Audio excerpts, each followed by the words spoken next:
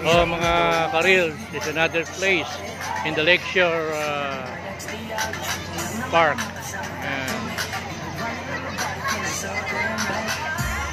Yan ang main entrance. So kung nagugutom kayo, ito yung food park. Marami kayong makakain dyan. Kaya hindi kayo magugutom.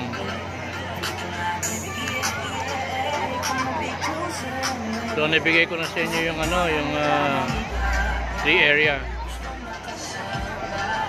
Kaya may enjoy nyo itong pagmamasyal dito.